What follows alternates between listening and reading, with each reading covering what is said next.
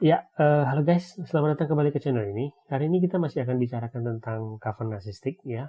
Hari ini gue mau berbagi ke kalian tentang apa sih yang sebenarnya diinginkan oleh seorang narsistik. Dan ketika gue berbagi tentang hal ini, gue berharap kalian para impact tuh bisa mengerti bahwa impact itu sebuah pribadi yang ideal untuk dijadikan korban bagi seorang narsistik. Karena hampir semua yang diinginkan oleh seorang narsistik itu ada pada impact gitu ya. Jadi bagi kalian para impact ini mungkin pengetahuan yang berharga supaya kalian tuh bisa berjaga-jaga kalau saja kalian misalnya suatu hari menjalani hubungan dengan seseorang yang bisa saja seorang narsistik. Ya, gitu aja ya. Oke, langsung aja ya. Apa sih yang sebenarnya diinginkan oleh seorang narsistik dari korbannya? Yang pertama adalah narsistik itu ingin pasangannya atau partnernya itu loyal kepada dia. Tetapi sebaliknya, dia tidak perlu loyal kepada mereka. Ini sebagai contoh ya, di dalam hubungan percintaan nih. Mungkin ada dari kalian yang pernah mengalami ini atau pernah membaca kisah yang seperti ini. Kita contohkan korbannya adalah wanita, narsistiknya adalah pria. Si wanita berkata bahwa, saya nggak tahu ya, pasangan saya itu sering sekali berselingkuh. Saya beberapa kali mendapati dia berselingkuh, dan ketika dia ketahuan, dia memohon-mohon untuk kembali agar tidak memutuskan hubungan. Dan anehnya saya selalu menerima dia kembali. Tetapi sebaliknya dia sangat protektif kepada saya. Ketika misalnya saya berinteraksi dengan pria, dia bisa sangat-sangat marah. Dia bisa mengabuse saya secara verbal maupun secara fisik. Nah, contoh ini mungkin kalian pernah dengar ya, atau kalian mungkin sudah pernah ada yang mengalami itu sendiri.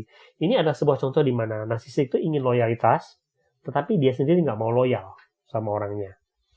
Di hubungan pertemanan ini juga bisa terjadi ya, di mana seorang narsistik itu berteman, dia mau memanfaatkan temennya itu, biasanya, banyak hal ya, tetapi ketika misalnya temennya itu meminta bantuan kepada dia menggunakan berbagai macam cara untuk menolak. Dan biasanya ketika pertemanannya udah berlangsung beberapa lama dan tidak ada lagi yang bisa dia dapatkan dari temannya itu, dia kemudian pelan-pelan memutuskan hubungan pertemanan dan mencari teman baru yang bisa memberikan manfaat buat dia. Yang kedua adalah narsistik itu ingin seseorang yang bisa dimanipulasi dan dimanfaatkan setiap saat. Ya, ini kaitannya dengan impact adalah kita tahu ya impact itu kan dia selalu berpikiran baik gitu, selalu berpikiran positif. Itu kan defaultnya impact. Itulah mengapa impact itu bisa sangat mudah dimanipulasi dan dimanfaatkan oleh si narsistik setiap saat mungkin. Karena impact itu tidak pernah berpikir akan ada orang yang bisa sejahat itu, orang yang akan mau memanfaatkan orang semaksimal itu, gitu dalam tanda kutip ya. Kecuali dia sudah pernah punya pengalaman tentang itu gitu. Nah, itulah mengapa impact itu menjadi sebuah pribadi yang ideal banget bagi seorang narsistik ya, karena dia bisa dimanfaatkan setiap saat. Yang ketiga adalah narsistik itu mencari orang yang pemaaf dan orang yang sangat toleran ya. Dan jelas kita tahu gitu bahwa impact memenuhi sebuah persyaratan itu. Impact itu biasanya orang yang sangat-sangat pemaaf dan sangat-sangat toleran. Dia sangat toleransi sama kesalahan-kesalahan orang. Dan narsistik sangat menginginkan itu. Mengapa? Karena itu membuat kejahatan-kejahatan dia yang biasa dia lakukan akan hilang tidak berbekas atas dasar pemaaf dan toleran. Yang keempat adalah narsistik itu ingin menemukan orang yang setia dan dia yakin bahwa orang ini tidak akan berubah dengan seiring waktu.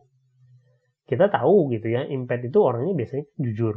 Ya, apa yang dia punya ya dia tampilkan, gitu kan. Jadi seorang narsistik itu ketika dia melihat seseorang ini punya kepribadian impact gitu ya, dia tahu gitu bahwa orang ini ya begini gitu, bahwa apa yang dia dapatkan ini ya begini, dan dia tidak takut bahwa orang ini akan berubah menjadi seorang manipulator seperti dirinya gitu. Dia yakin bahwa orang ini akan tetap seperti ini, akan tetap bisa dimanipulasi dan tidak akan pernah berubah.